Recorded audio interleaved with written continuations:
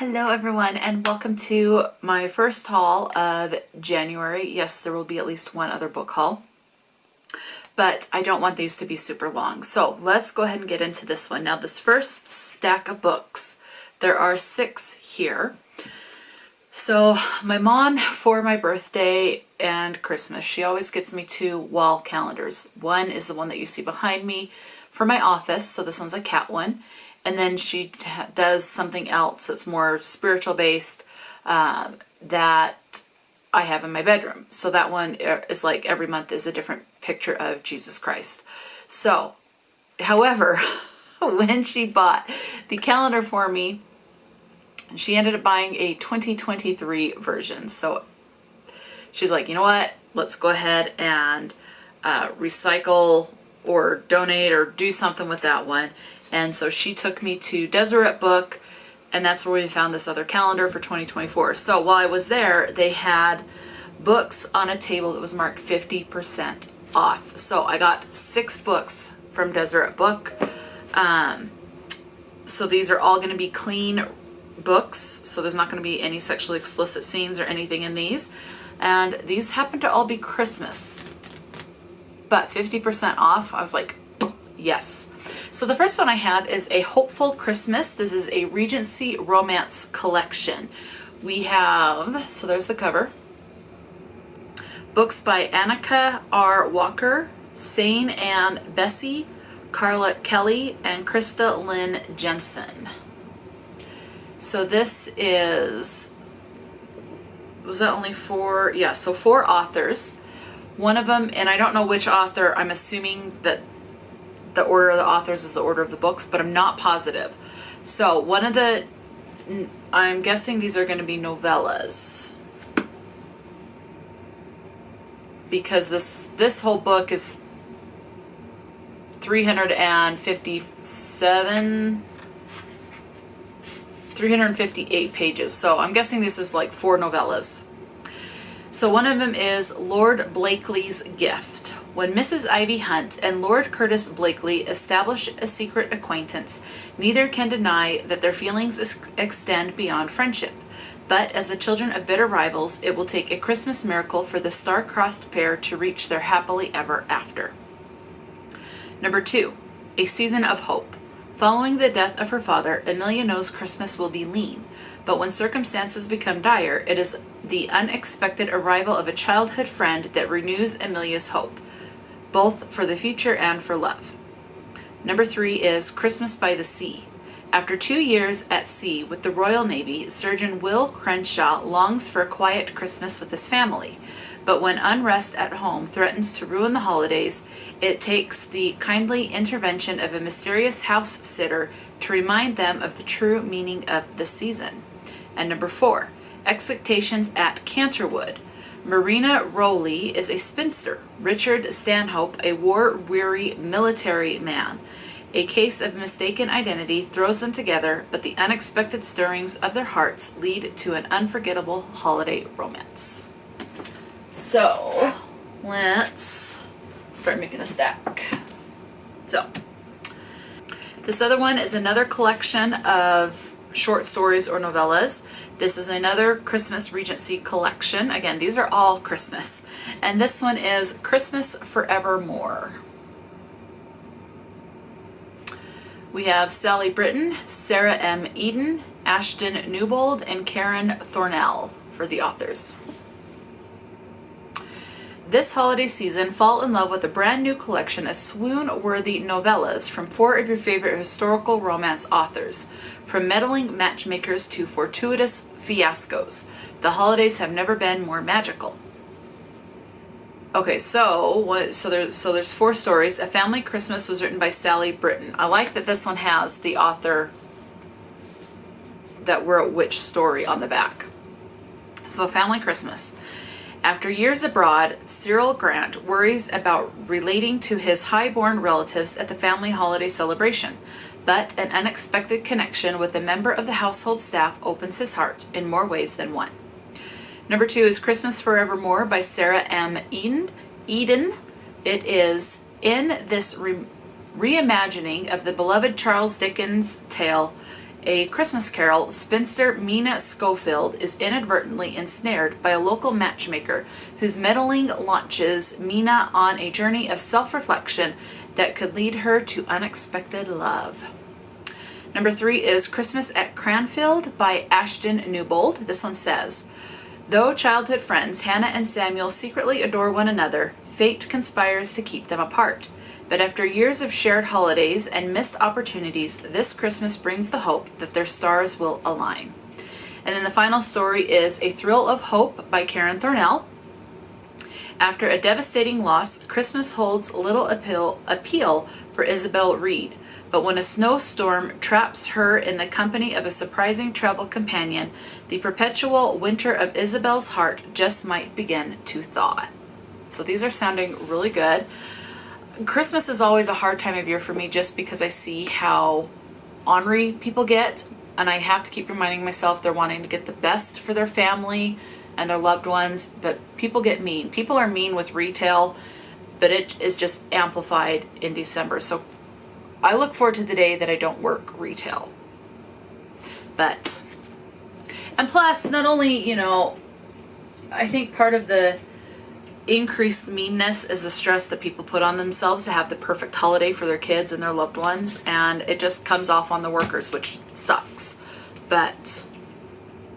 So I'm hoping if I read these this holiday season in 2024, it'll kind of help lighten things a little bit for me.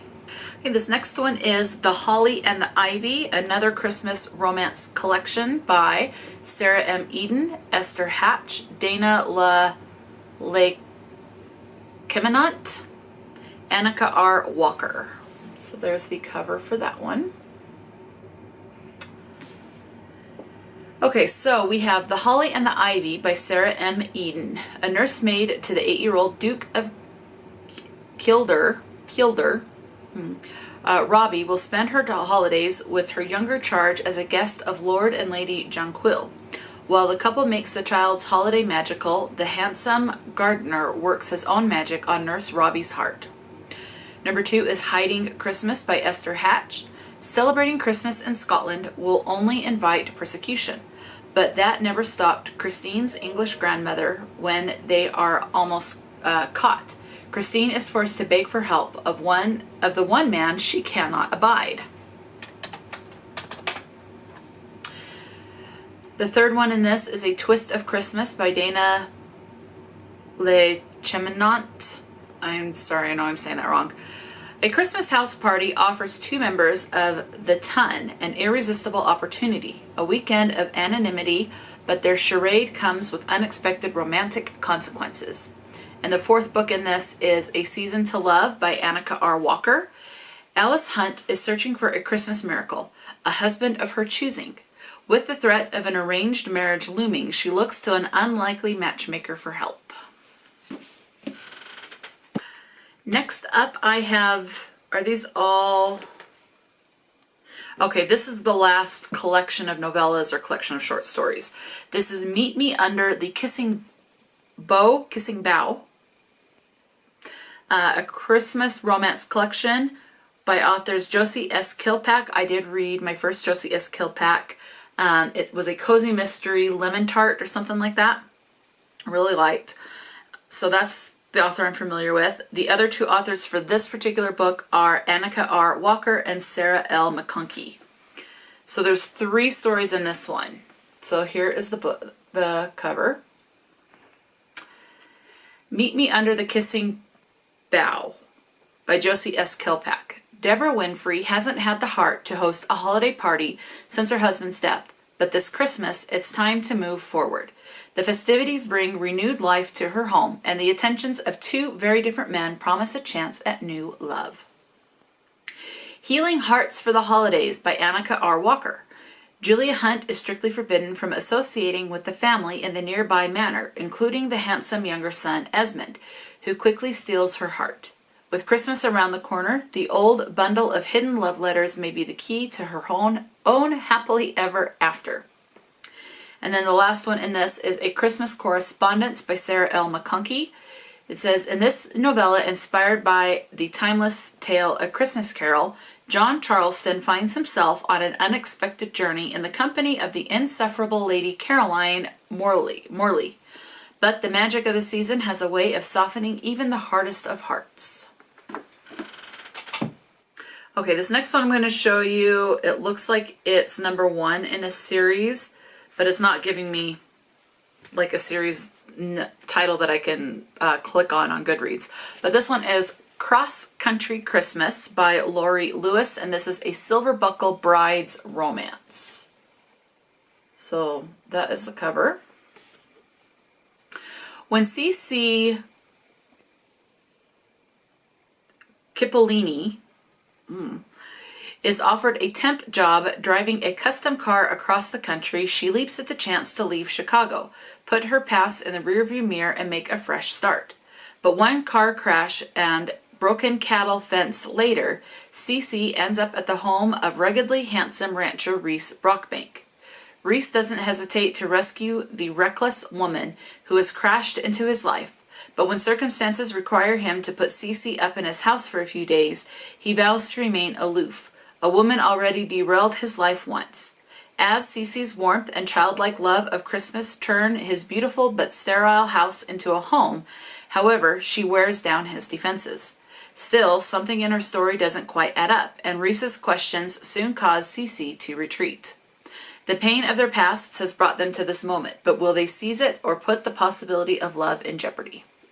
Okay, and this last one from Deseret Book is, and this is the last Christmas one, I think, I'm pretty sure, is Miracle Creek Christmas by Krista Jensen, and it says this is a proper romance. So I'm not sure if this is a standalone or part of a series. I guess I'll find out when I get into it. When Riley Madigan, sometimes these names, when Riley moves to the sleepy mountain town of Miracle Creek, she hopes her new job as a high school art teacher will help her mend her recently broken heart. A little peace and quiet would be a gift this Christmas season. The last thing on her mind is love. Former firefighter Mark Rivers has spent the last year recovering from burns sustained during a rescue operation. He's been trying to piece his life back together, but still struggles both emotionally and psychologically. When he meets Riley, he finally sees something that might bring some light back into his life. When Mark asks Riley to work on a special nativity project, he finds himself falling for her quirky, unaffected ways. Riley doesn't seem bothered by his scars, but is her affection for him real, or is this just another act of charity? One thing's for certain, in a small town that views Mark as a fragile hero, it's hard to pursue a relationship without everyone in his business. And although Riley has sincere feelings for Mark, is she ready to risk her heart? Broken hearts and lives are mended as the town of Miracle Creek comes together to celebrate a Christmas to remember. Okay, this next stack that I have here are all from Barnes & Noble.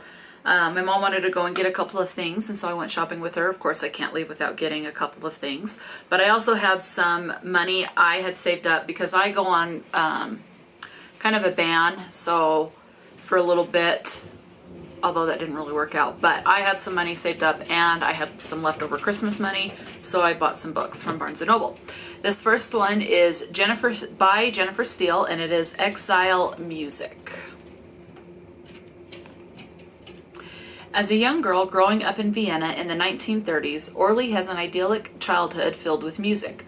Her father plays the viola in the Philharmonic, and her mother is a well-regarded opera singer. Only vaguely aware of Hitler's rise, she spends her days immersed in play with her best friend Anneliese. But in 1938, Orly's peaceful life is shattered when the Germans arrive. Fleeing Vienna for La Paz, a city high up in the Bolivian Andes, Orly and her family try to find their footing in a new life. But they are haunted by the music and loved ones they left behind. As the years pass and the war ends, Orly must decide, is La Paz now home, or is the pull of her past in Europe and the peace of her heart she left with Anneliese too strong to ignore? Okay, this next one, there's a couple of times that I've gone to Barnes & Noble and I've picked this book up, and so I thought if I'm picking it up a couple of times, I better go ahead and get it. And that is The Handyman Method by Nick Cutler and Andrew F. Sullivan. So duo author. When the Sabran family moves into a rural, unfinished development community, cracks begin to emerge in both their new residence and their lives. As a father wrestling with his unemployment and his uncertain place in the world, Trent Saban's attempt at DIY home repairs leads him down an online rabbit hole, where a paranormal radicalization surreptitiously takes hold as a mysterious instructor delivers dark, subliminal suggestions of how to handle any problem around the house. Meanwhile, stepping into the sole breadwinner role, his wife Rita tries to hold the family together as matters spiral out of control and go from bad to worse, even as their son Milo, a boy left to his own devices, exhibits the sinister side effects of far too much screen time. The trials of home improvement, destructive insecurities, and a horror beyond imagination collide in this terrifying story that will haunt readers long after the final page is turned. This next one is Just Haven't Met You Yet by Sophie Cousens. Isn't that the name of a song by Michael Bublé? I know it's the line in a song, but I don't know if it's the title. I don't know. Anyway, so that's the cover. Hopeless romantic and lifestyle reporter Laura's business trip to the Channel Islands isn't off to a great start. After an embarrassing encounter with the most attractive man she's ever seen in real life, she arrives at her hotel and realizes she's grabbed the wrong suitcase from the airport. Her only consolation is the irresistible contents, each of which intrigues her more and more. The owner of the suitcase is clearly Laura's dream man. Now all she has to do is find him. Besides, what are the odds that she'd find the one on the same island where her parents first met and fell in love, especially as she sets out to write an article about their romance? Commissioning surly cab driver Ted to ferry her around seems like her best bet in both tracking down the suitcase owner and retracing her parents' footsteps. But as Laura's mystery man proves difficult to find, and as she uncovers family secrets, she may have to reimagine the life and love she always thought she wanted. Next up I have Authentically Izzy by Pepper Bashan. This was in the religious section of Barnes & Noble, so I'm thinking this is a Christian fiction. So, because it is a fiction, but because it was in the religious area, and it wasn't done by mistake because there were other books by this author in that section, so I'm thinking this might be a Christian fiction. But this is Authentically Izzy, again by Pepper Bashan. Dear reader, my name is Isabella Louisa Edgewood, Izzy for short. I live by blue-tinted mountains where I find contentment in fresh air and books. Oh, and coffee and tea, of course, and occasionally in being accosted by the love of my family. You'll understand my verb choice in the phrase later. I dream of opening my own bookstore, but my life, particularly my romantic history, has not been the stuff of fairy tales, which is probably why my pregnant, misled matchmaking cousin, who really is more like my sister, signed me up for an online dating community. The trouble is, it worked. I've met my book-quoting Mr. Right, and our correspondence has been almost too good to be true. But Brody lives across an ocean, and just the other day, a perfectly nice author and professor named Eli came into the library where I work and asked me out for a coffee. I feel a rom-com movie with a foreboding disaster nipping at my heels. But I've played it safe for a long time. Maybe it's time for me to be as brave as my favorite literary heroines. Maybe it's time to take the adventures from the page to real life. Wish me luck, Authentically Izzy. This sounds so freaking cute. I'm excited for that one. So this next one, I just wanted to get a couple more Christmas themed books. This next one is A December to Remember by Jenny Bayliss. Wildly different half-sisters Maggie, Simone, and Star had hardly seen one another since their sprightly summers at Rowan Thorpe, their eccentric father Augustus's home. Known for his bustling approach to the knick-knack shop he ran, Augustus was loved by all and known by none, not even his daughters.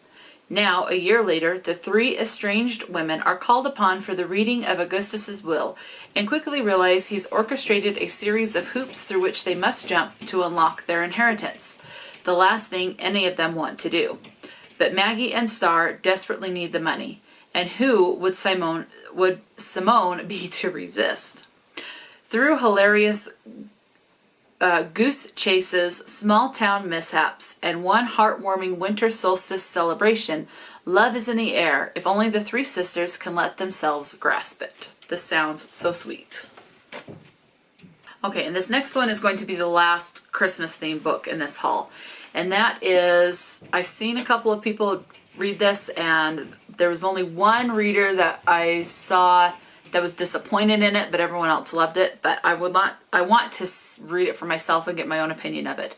And this is A Merry Little Meet Cute by Julie Murphy and Sierra Simone. Bea Hobbs, aka Bianca Van Honey, has a successful career as a plus-size adult film star. With a huge following and 2 supportive moms, she couldn't ask for more. But when her favorite producer casts her to star in a Christmas movie he's making for the squeaky clean Hope Channel, Bea's career is about to take a more family-friendly direction.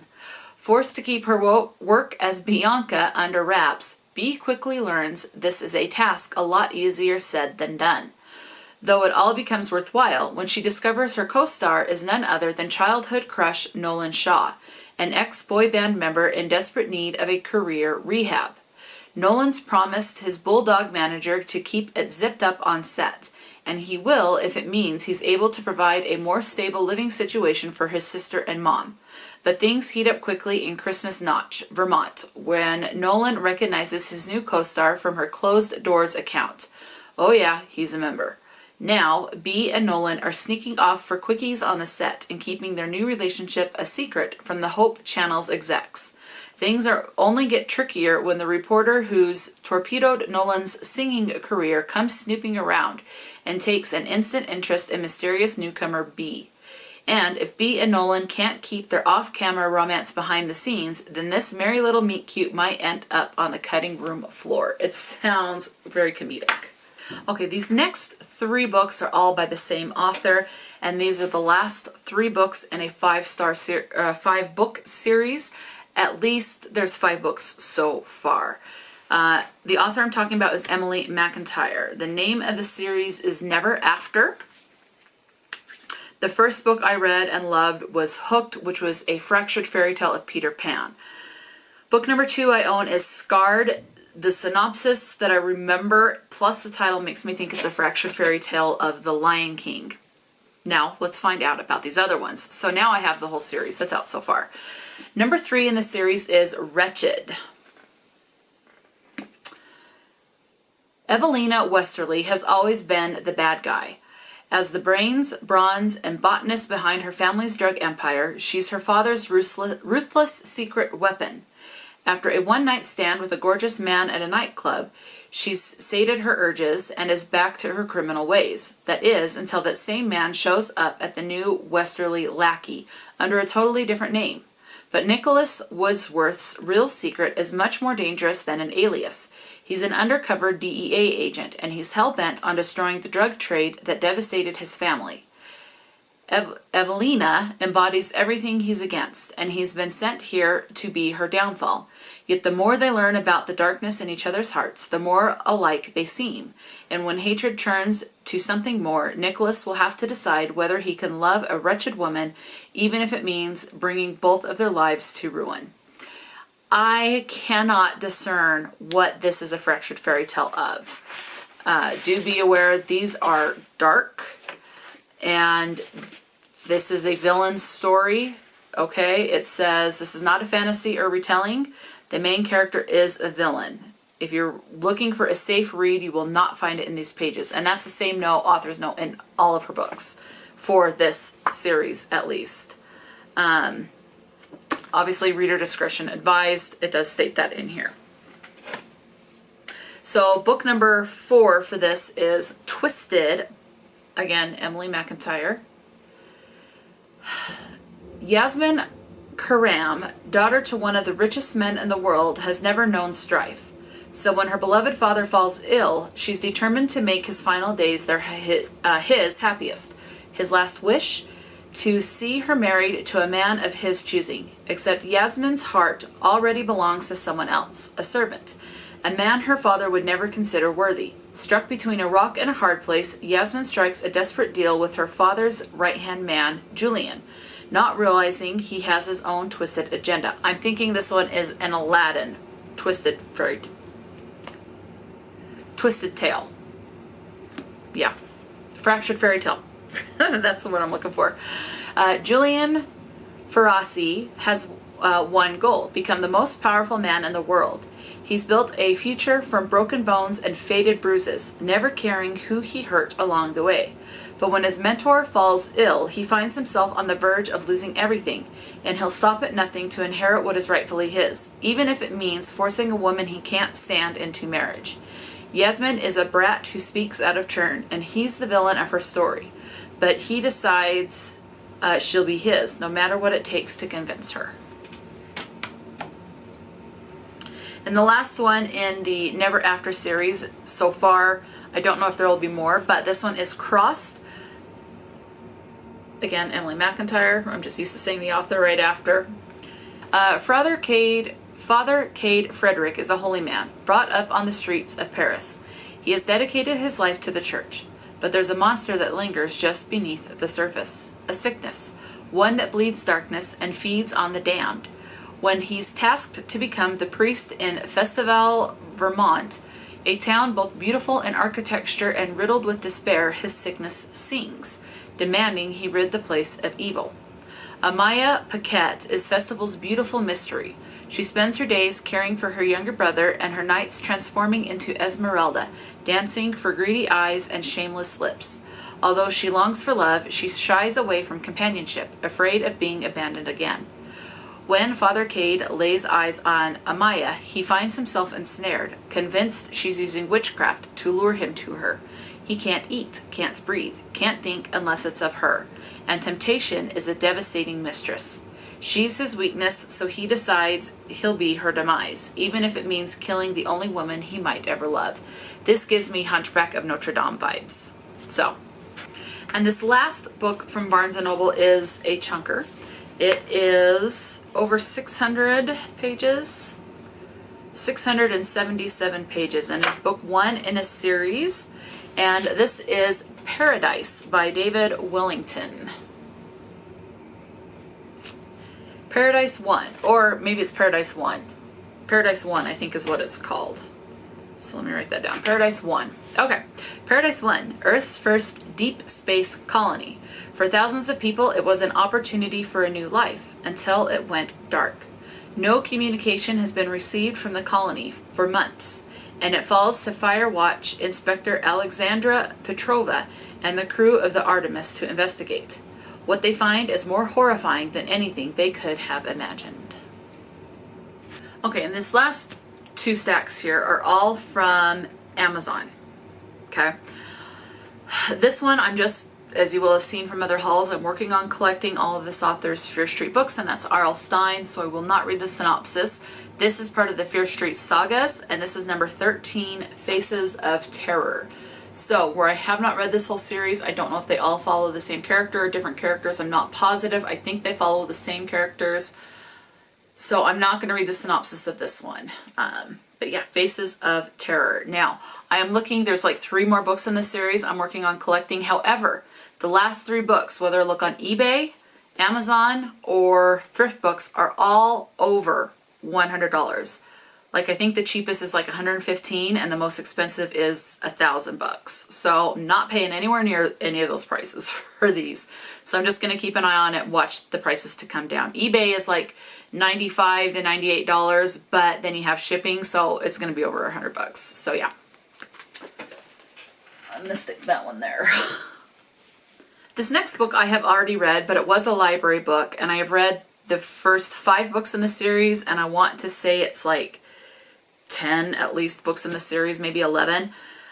But I wanted my own copy of this series because I am enjoying it, and I would like to go through and do a book review for this, and kind of tell you more of like content warnings and all of that.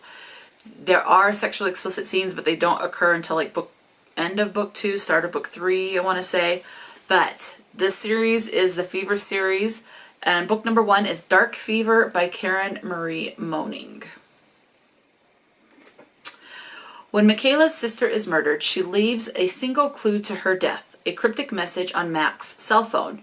Journeying to Ireland in search of answers, Mac is soon faced with an even greater challenge, staying alive long enough to master a power she had no idea she possessed, a gift that allows her to see beyond the world of man into the dangerous realm of the Fae.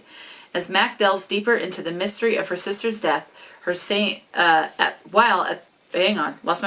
her every move is shadowed by the dark, mysterious Jericho, while at the same time the ruthless Vlaine, an immortal fae who makes sex an addiction for human women, closes in on her. As the boundary between worlds begin to crumble, Mac's true mission becomes clear. Find the elusive Shiseidu before someone else claims the all-powerful Dark Book, because whoever gets to it first holds nothing less than complete control of both worlds in their hands. This has been a fun series to read, and so I definitely want my own copies of these. So yeah, I'm excited to get back to start this series over with my own copies. Okay, this next one is one that I had ordered from Amazon, but then it came with a bunch of grease on it, and so I asked for them to send me a replacement, which they did. And this is the replacement book. Now, I have read from this author before, but I have not finished. It's the City of Sisterly Love series, and I have like 3 or 4 more books left of that, but I'm enjoying the author's writing, so I wanted to get another book so that when I'm done with City of Sisterly Love, I can start another series by this author. This one is Bells of Broad Street, Book 1. That is a series. The title of this one is Conflicting Ventures by A.K. Landow.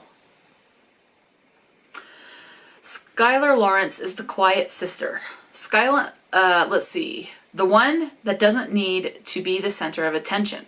The one who wants happiness above all else. She's been content to stay in the background and support her sisters as their stars shine bright. She internalizes her struggles, the lingering pain of losing her father, followed by the ending of her relationship with the man she thought was her forever. For the first time in a year, she meets a man that intrigues her, a sexy stranger that seems as affected by her as she is by him. She gives in to her desires, only to find out moments later that he's about to become her professional enemy. They battle for the most coveted project in the industry. Their passion on the battlefield threatens to bleed from the boardroom to the bedroom, constantly teetering on the fine edge until it becomes too much for both of them. Has she finally met the perfect man? The man who both showers her with adoration and supports her eccentric fantasies. Perhaps she'll get her HEA, happily ever after, just like her sisters. That's until the past comes back to threaten their future. These next 2 books are a continuation of a series. I have read book 1. I purchased book 2, but I wanted to collect because I love the covers of these. I wanted the rest of the series. Now, there's only 4 books out so far. There is a 5th book coming out. I went to see about pre-ordering it, but only the Kindle version was available for pre-order. And the cover is similar for the 5th book, but it looks like it might be in hardback. But I have this whole series in paperback, so I want the paperback. Anyway, these are the Hockey Gods series. So book number 3 in this, and they follow different characters. So I will read the synopsis of these. This one is Secret Obsession by S. Massery. Hockey goalies are known to be obsessive, but none so much as my ex's brother. I just didn't expect to be on the receiving end of his dark possessive streak. After a mortifying public breakup with his older brother and teammate, Miles Whiteshaw declares me as his. That I've always been his, minus my year-long lapse in judgment. The only problem, I've sworn off 2 things. Whiteshaw boys and love. But Miles will go to any lengths to prove that we belong together, and I'm not sure we'll survive the fallout if he's wrong. That was a little hard to read with the shading of the synopsis on the back, so it was a little hard to read. So Hockeys, this does get dark. These do get dark. and explicit. So do be aware of that. Okay, very explicit, very dark. Okay. So definitely read your discretion and look up the content warnings. This next one, so book number 4 is Twisted Obsession, also by S. Massery. Love these covers. My name is Melody Cameron, or so I've been told. When I wake up in the hospital with no memories, I'm shipped off to Denver to live with a distant cousin who knows nothing about me. If family can't help me remember my past, who will? I don't expect it to be a gorgeous hockey player 10 years younger than me. He knows things about me he has no right to know. Yet he still keeps secrets. He makes me work for every answer while he unlocks my desire and fear. Still, I'm blind, naive. And when his twisted obsession becomes apparent, it's too late for both of us. Okay, these next books are all ones that at some point I ended up with a book in a series that was later on in the series. So these are all the first books in that series.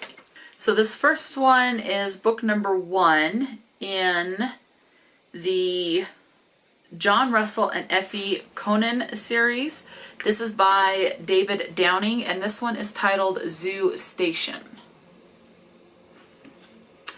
As the Nazi hold tightens over Germany in 1939, British journalist John Russell is living in Berlin, where he has spent 15 years working as a freelancer.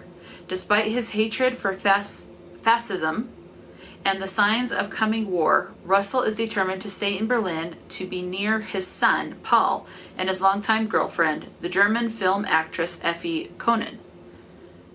I'm just wondering if I said fascism wrong. That sounds wrong to me. Anyway, moving on. For paying work, which has become hard to find, Russell agrees to take on jobs that take him increasingly deeper into a web of espionage. When British, Soviet, and Nazi intelligence all attempt to recruit him, Russell is dragged into the murky world of warring intelligence services. Now this next book is part of that same series, but this is the prequel to that one, Zoo Station. This is the prequel to the series. And again, by David Downing. And this one is Wedding Station.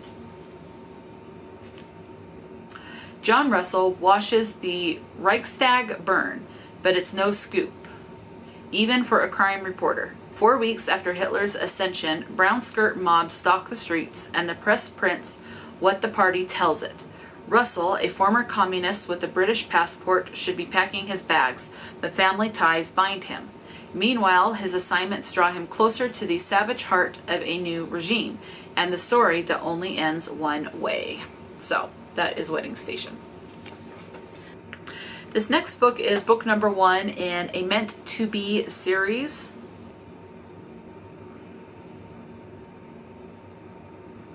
There are 4 books, and these are all by different authors. So each book is by a different author.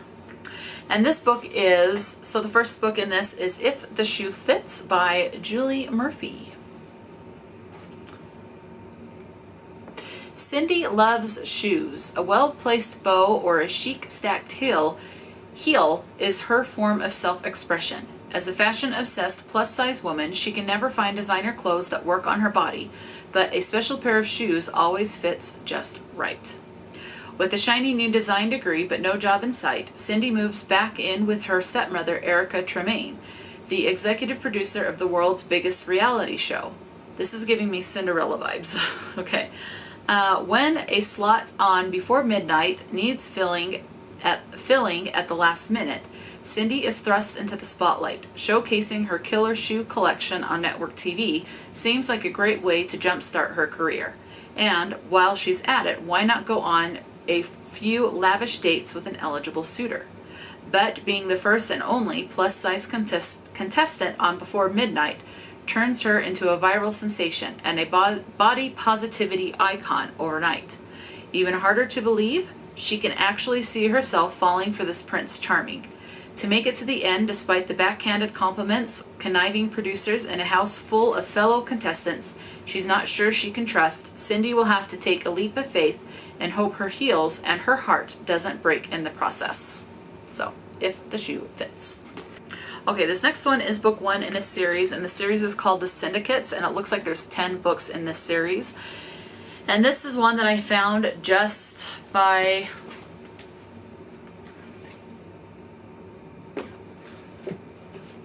We're going to do this one even though it shouldn't be in the stack. Anyway, this is one I found just by scrolling through Amazon, seeing what kind of books they had.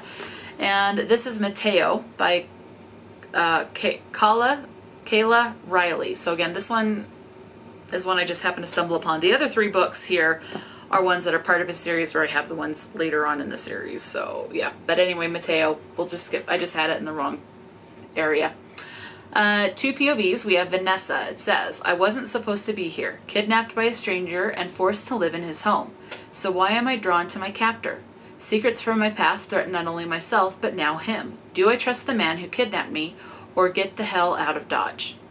And then under Mateo, it says, I've always done the right thing, making decisions for myself that were more for the benefit for others, until I met her. What started as a good deed may turn into a kidnapping before I know it.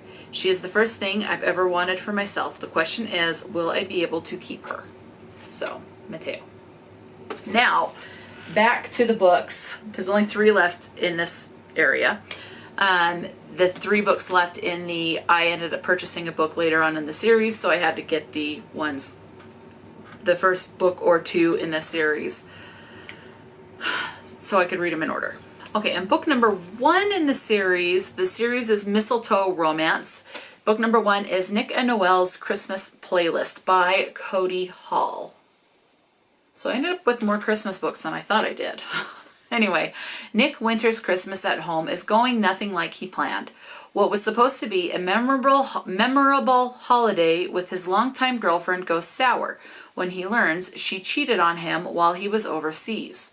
At least Nick can rely on his unusual shift at the family Christmas tree farm with his best friend, Noel Carter, and her endless supply of Christmas tunes to lift his spirits.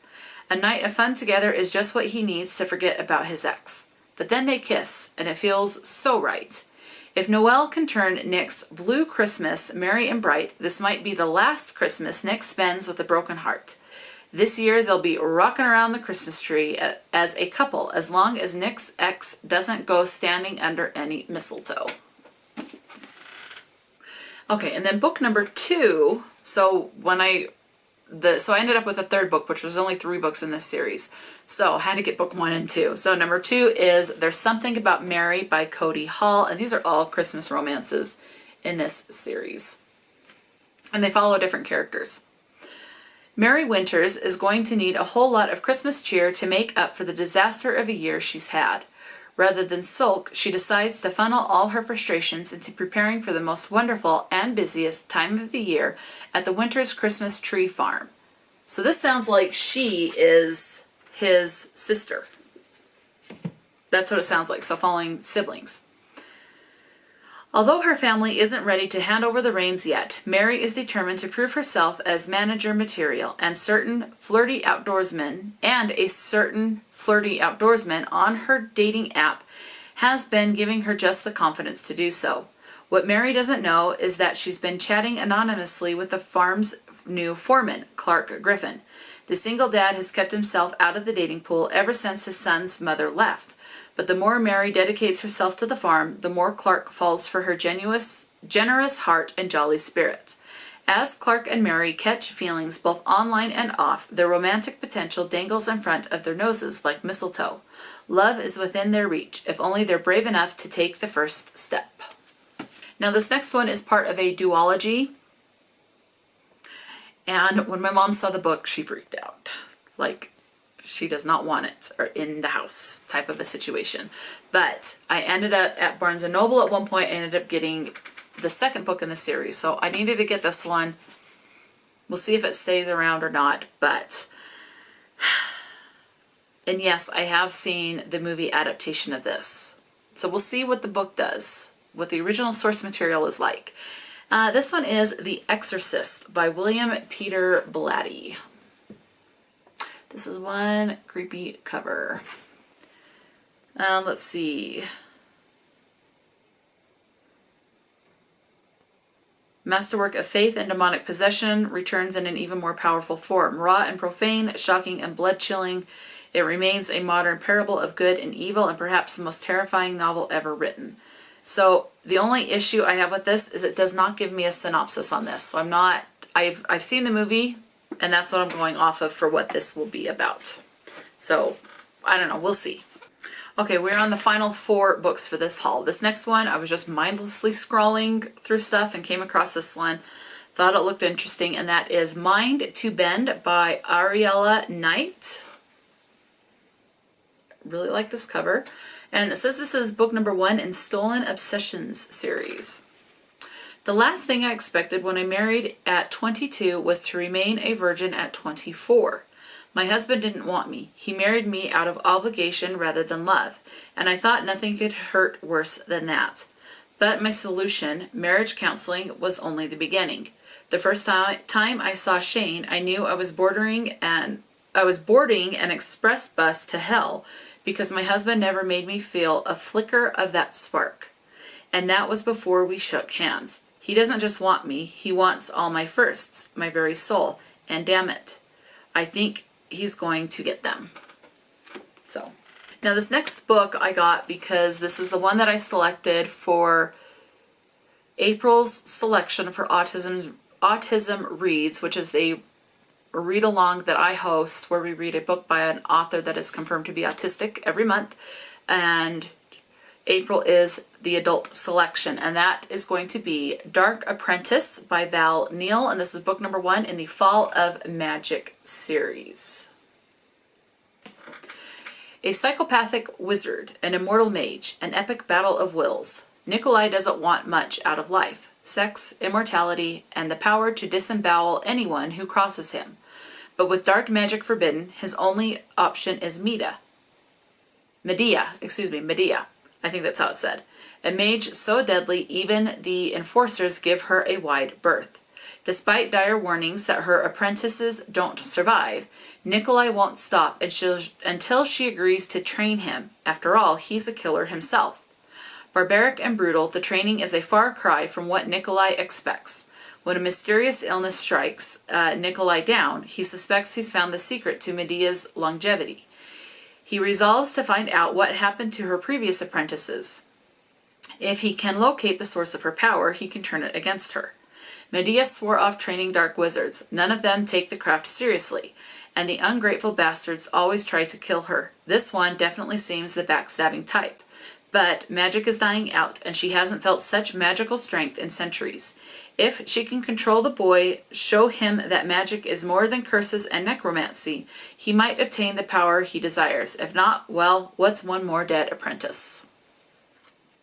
And this next one is the June's pick for Autism Reads. I already own the May's pick, but this is the June's pick, which is going to be a juvenile or a middle grade.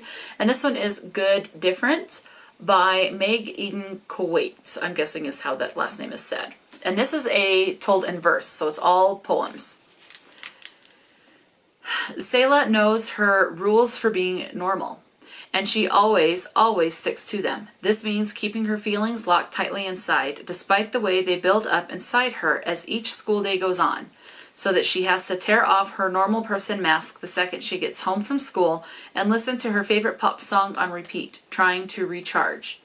Selah feels like a dragon stuck in a world of humans, but she doesn't know how to hide it, until the day she explodes and hits a fellow student. After the incident, Selah's friends pull away from her. Her school threatens expulsion, and her comfortable, familiar world starts to crumble. But as Selah begins to figure out more about who she is, she comes to understand that different doesn't mean damaged. Maybe different can even be good. Can she get her school to understand that before it's too late? So, Good Different. Okay, and this last book is book 1. Is it book 1 in a series? I don't remember. But there's an Instagram page that I follow, Smuthood or something like that. I'll put the Instagram in the description box in case you're interested in it. But they do a monthly reading, and the selection for January is Dark City Omega by Elizabeth Stevens, and they do a subscription box, so I have not been able to get it. It looks like it sells out really quickly. I've quit worrying about trying to get it because it was cheaper just to get the book rather than the subscription, although I would like to do the subscription to get the special edition book, but for now, I'll just buy them separately. This is part of the Beasts of Gamatora, it looks like, so possibly part of a city or a series, and these are where it's probably smut. I'm saying this is going to be spicy. When Omegas run away, the beasts of Gatamora come out to play. Echo knew that being caught by a ruling berserker would mean becoming his pawn, a plaything to be used for her powers. That wouldn't be her fate. She'd rather run lost through the woods forever, dangerous though they may be. But there's something even more sinister than beasts and berserkers lurking in the woods, something both undead and deadly. She can't fight it alone. She'll have to turn to the berserker who's caught the trail of her scent and won't let it go. He says she's his. She says never. He says forever. Bones, bonds, and hearts will be broken. Some battles can't be won. Run, Omega, run. So, yeah. And so I was interested. It sounds good, and I do want to participate in more read-alongs, buddy reads, group reads type of a thing. So that's what I got that one for. So that's it. Let me know. Have you read any of these books I've mentioned? Have you read maybe other books by these authors? Did any of these books intrigue you or now on something that you want to look into more? Definitely let me know. Talk to me in the comment section below. And until next time, stay true to yourself and enjoy a good book, and I'll talk to you later.